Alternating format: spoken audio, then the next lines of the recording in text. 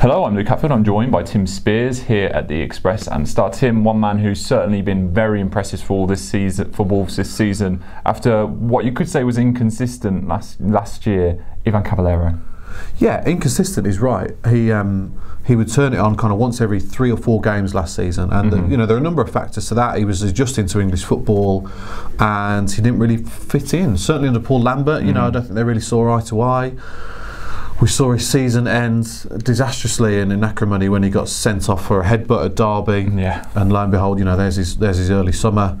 So that didn't go down well with anybody behind the scenes at Wolves. But he's found a perfect fit in Nuno, I think, who has kind of played hard to get with him really, and kept him on the bench at the start of the season, which I thought was a very good sign for Cavaleiro, that, you know, you need to get your head down and you need to work to get in this team. You know, he played Brighton and Bakary in those opening weeks, because Cav's suspension from that Derby game, as we mentioned, rolled on to the next season. So he kept him on the bench when he was suspension free, and showed him who's boss, and showed him, you know, you've got to work to be in my team, and he says that time and again, you've got to defend, you've got to be a team player, and I think we've seen more of that. You don't really see him kind of strolling back if an attack's broken down. You know, he does work hard. Yeah.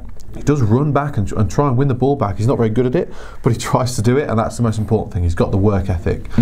And on his day, arguably, he's Wolves' best creative talent going forward. I think he's that good. The problem, like I said, has always been with consistency with him, but we've seen far more of it this season. Not enough to really kind of get people talking about him being a player of the season contender, but certainly enough to make a huge contribution. I think it's 11 assists. Could probably chip in with a few more goals if you're looking for weaknesses.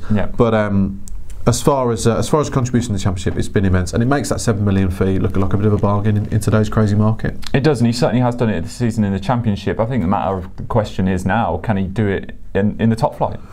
It's a good question. It's a good question. I think you look at Wolves' team and you look at Neves, clearly going to be able to make the step up for me. No doubt in my mind that he can do that. I think Jota can as well. Yeah. And then I still think Afobe can, as we've discussed this week. Cavaleiro kind of goes either way really, because he's not got as many kind of strings to his bow maybe as Jota. I mean, he's stronger though, but I think he still needs a bit more consistency in his game. He does tend to disappear from time to time, and he can't last 90 minutes either. Or, well, he's not given the opportunity to anyway. Nuno drags him off after an hour or 70 minutes, week after week. But he will have to raise his game in the Premier League. It's if Wolves are promoted, it's really, really interesting to see what Nuno makes of a number of these players. Can Barry Douglas step up? Can Matt Doherty step up? Can Connor Cody step up? Ryan Bennett, John Ruddy, Romain Saiss. Is there questions around Helder Costa too? Because him and Cavaleiro have kind of been on a par this year, I would say. Yeah, well, we're seeing him come more into his own now, and I think it's fair to start judging Costa properly on what we're seeing now and what we're going to hopefully see over the next couple of months. But yeah, no, that's an interesting one as well. I'm absolutely fascinated to see how many players Wolves change this on, because you hear Jeff Shee and Nuno building a team. We're building. That's the mantra every single week from Nuno. We are building a team. So surely that means you're not going to rip up the book and sign 8 first-team players this summer. If you're building these players for the future, because they're all young, Cavaleiro included, Costa, Jota, Neves, Bonatini, they're all young. Cody, Doherty, they're all of a good age, of a development age. So are they going to allow them to develop if Wolves are in the Premier League? Really interested to see. I think Cavaleiro will still be around next year, but whether he's a first-team regular, I think is very much open to debate.